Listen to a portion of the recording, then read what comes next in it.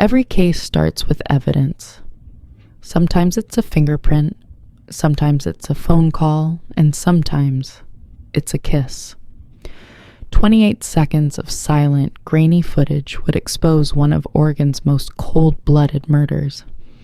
It revealed love, greed, in a single line of text that turned 3 killers into prisoners for life. This is the story of Sophia Marin, Edwin Caldwell, and the fortune that destroyed a family. The timestamp reads 7:42 p.m., August 21st, 2025. A fixed security camera watches the rear patio of a sprawling estate outside Bend, Oregon, the home of Edwin Caldwell, 76, a retired construction magnate. The black and white image is still and quiet. Edwin sits in a motorized wheelchair, motionless except for the shallow rise of his chest. Then, movement. A woman steps into view. Sophia Marin, 36, dressed in charcoal scrubs. She kneels in front of him, tucks a strand of a silver hair behind his ear, and kisses him. It's not polite. It's not professional. It's the kind of kiss shared by 2 people who believe they're safe. For 5 full seconds, the world stops. Then Sophia smiles, grips the handles of the wheelchair, and guides Edwin toward the sliding glass doors. At 7:43 p.m., they disappear.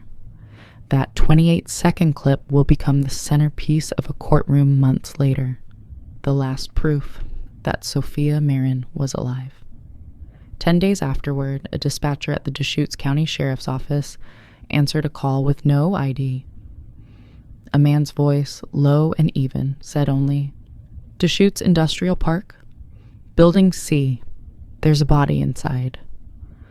When deputies arrived, they found a rusted warehouse sealed with an aged padlock. Inside was Sophia, still in her scrubs, wrist-bound, gone for over a week. News outlets called it a robbery. Detectives labeled it a kidnapping. They were wrong. This wasn't about theft or chance. It was about inheritance.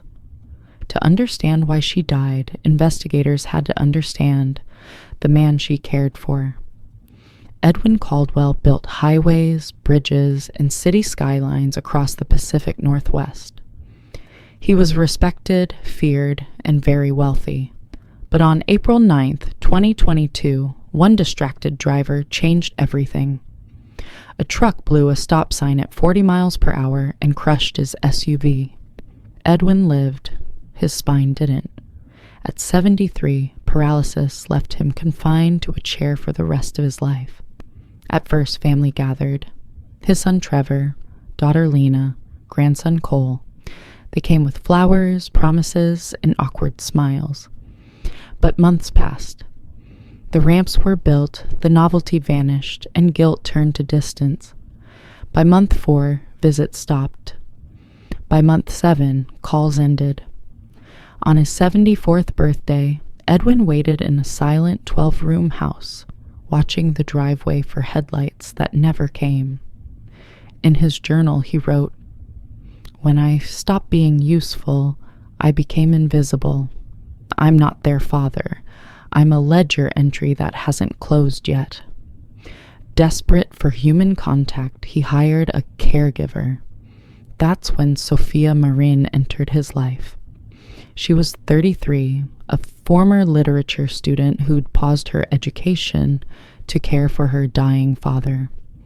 Those who knew her described her as steady and attentive, someone who noticed details others missed. On her first day, Edwin barely spoke. He didn't want kindness or curiosity. Sophia broke the tension with one question. "What do you miss doing the most?" He looked at her and said, "Cooking." 2 nights later, the mansion smelled of garlic and rosemary. She had lowered counters, moved utensils, and invited Edwin to cook with her. In that tiny act, she returned something he thought he'd lost, his independence. Weeks turned into months. By the end of 2023, companionship turned to something deeper. They read books aloud. They listened to old records. They laughed like people who'd forgotten how. Her scheduled 8-hour shifts became 12. Not for overtime, for him. When Edwin asked, "Why are you still here?" she said, "Because you still matter." Sophia's presence revived him. In 2024, Edwin confided in her for the first time since his accident. She listened the way family never had.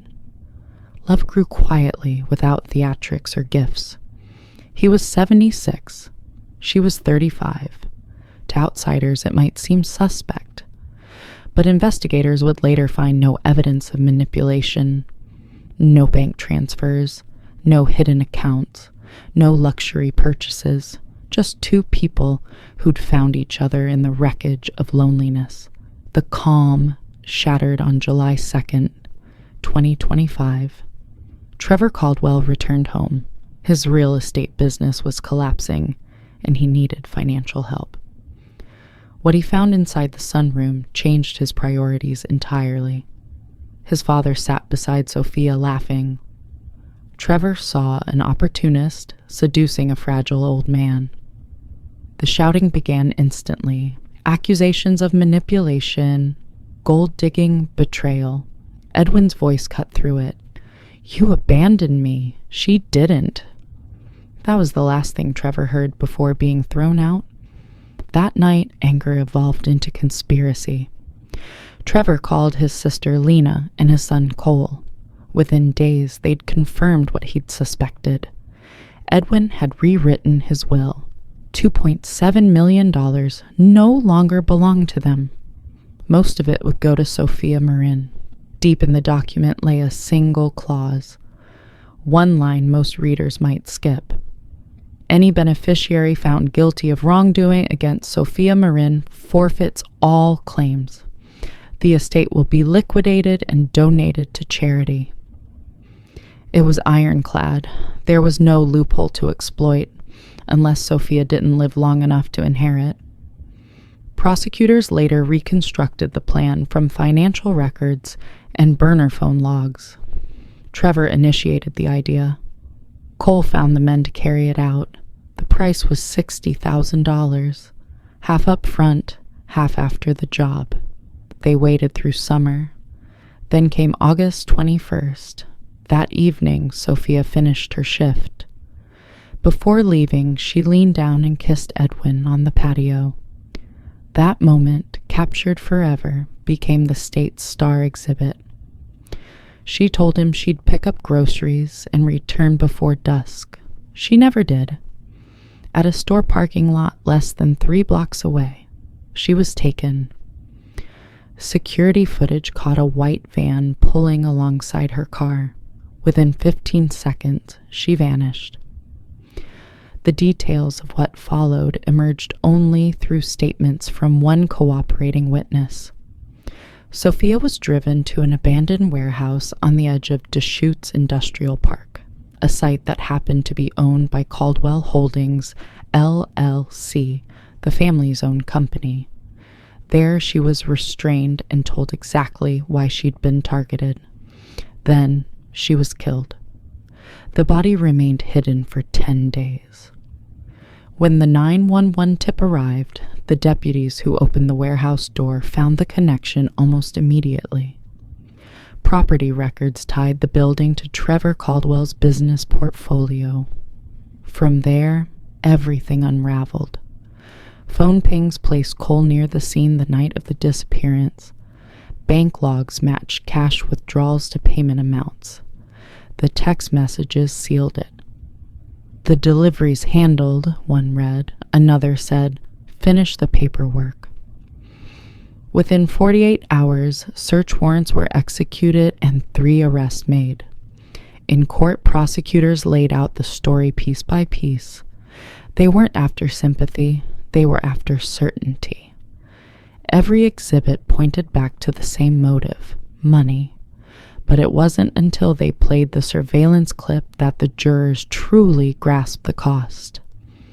The screen showed the old man and the caregiver, the quiet intimacy of a goodbye kiss unaware of danger, waiting just beyond the gates. The courtroom fell silent except for the faint crackle of audio interference. Jurors later said it was the moment they stopped wondering if, and started wondering how quickly to convict. The verdict: guilty on all counts. Life in prison, no parole for each of them. Hours after sentencing, Edwin Caldwell's nurse found him unresponsive in his bedroom. His heart had failed. Whether he knew the trial's outcome is uncertain, but his will ensured the story didn't end with his death. The guilty verdicts activated the clause he'd written himself. By law, the estate was seized, houses sold, accounts emptied, trusts dissolved. Every dollar redirected to charity, exactly as his final instruction demanded. The primary recipient was a new nonprofit, the Sophia Marine Foundation. Its mission: protecting caregivers from exploitation, violence, and neglect. The irony was impossible to miss. A family had killed for money they would never touch, while the woman they destroyed became the guardian of others like her. Today, that foundation funds training programs, emergency housing, and legal aid for care workers across Oregon. Police trainers use the Caldwell case to teach new detectives about motive and paper trails. Sociologists cite it as the fine print principle, the moral that greed often hides inside ordinary paperwork until it's too late. Journalists still replay the footage during documentaries. Sophia bending down, Edwin's expression softening, that 5-second kiss suspended in monochrome. It lasts less than half a minute, but it encapsulates everything: the affection, the greed, the fatal consequence.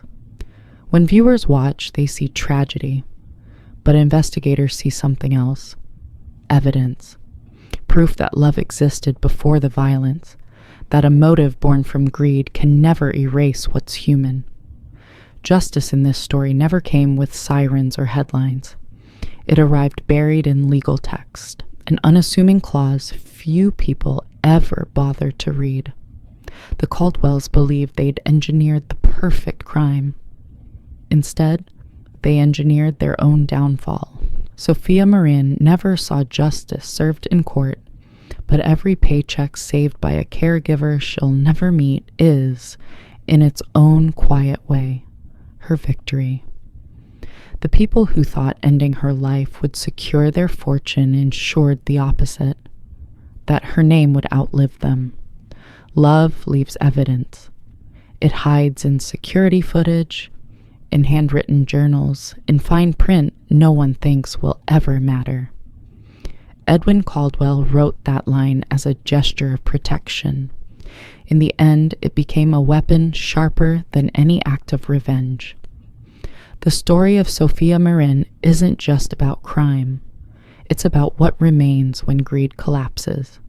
It reminds us that even silent footage can speak, that the smallest decisions, one kiss, one sentence in a legal document, can echo louder than violence itself.